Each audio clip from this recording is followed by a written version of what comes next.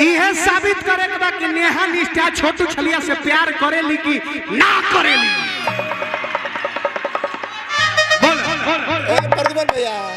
प्रदुमन भैया यूट्यूबर के दे दे बड़ा इज्जत के बात बा। सुनिए, हम तो सबसे ज्यादा प्यार आपसे करते हैं। ये बात नहीं है कि छोटू छलिया से ही करे, हम सब लोगों से प्यार करते हैं।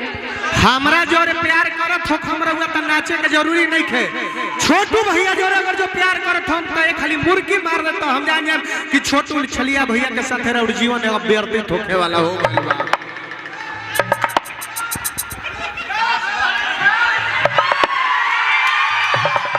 ऊ कहीं ऐसा कोई बात नहीं है।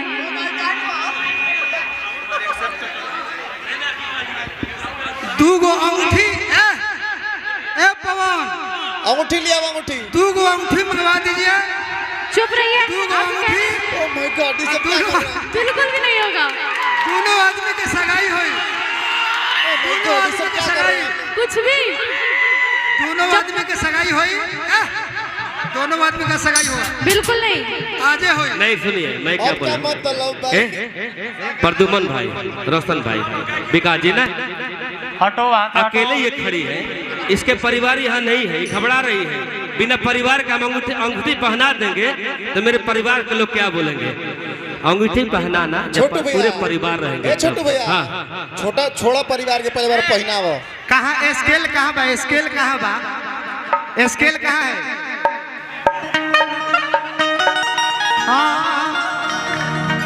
एगो हम छोटू छलिया भैया खातिर गाना गाए और नेहा सिंह निष्ठा जी खातिर।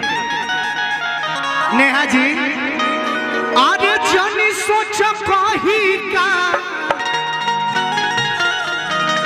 अरे जानी सोच कही का,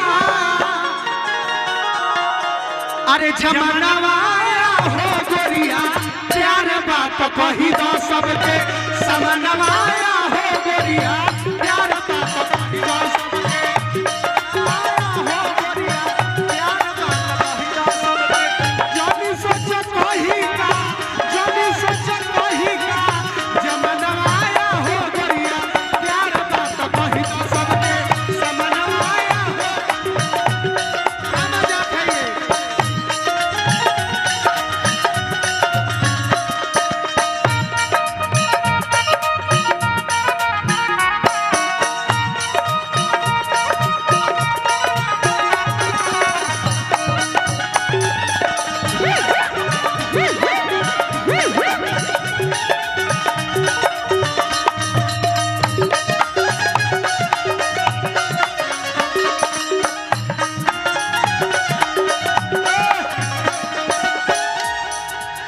इनका से प्यार कल प्रदुमना रोशना के 2 मिनट के खेल नहीं थे। अगर जो हिनका से प्यार करे के रहित नु समय देख के 2 मिनट हमरा खातिर समय काफी बा। 2 मिनट मात्र गारंटी ले ली चाहे चैलेंज ले ली। 2 मिनट में इनका के पानी पानी ना कर दी तो फिर प्रदुमन परदेसी रोशन राजीनामा। लेकिन ये जब बात बा नेहा निष्ठा के तो हम चाहब अरे प्यार बात कही दो सबका, समनवाए हो गोरिया।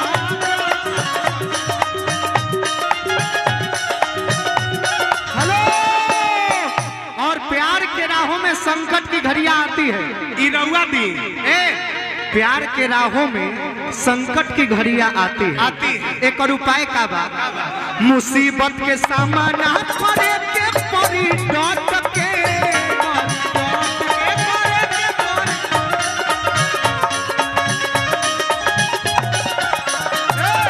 एक मिनट, इश्क के खुलासा करा कोरा में लिपट के,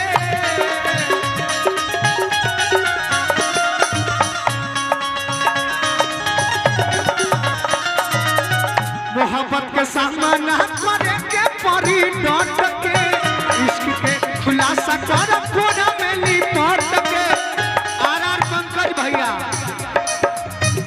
आइए ना सामने, आई काहे लगा यही पर लिखल नहीं का, सुने खाती तरसेला, सुने खाती तरसेला, बनवाया हो गोरिया प्यार बात कही दो सबके, समनवाया।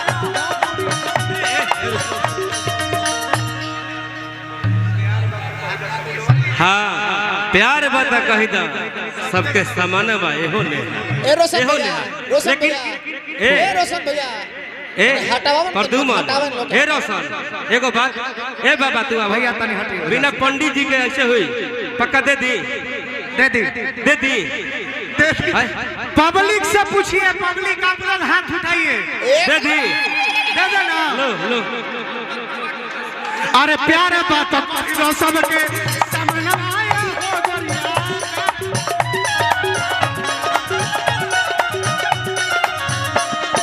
मुझको ना देखो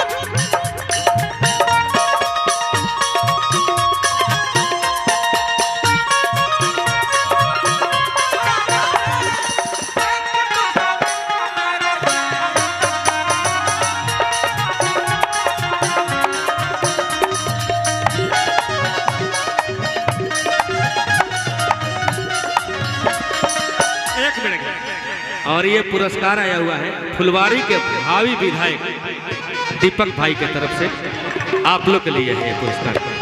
बाकी प्रोग्राम होके हो गल तार के मनोकामना पूर्ण हो गल ना ठीक बा।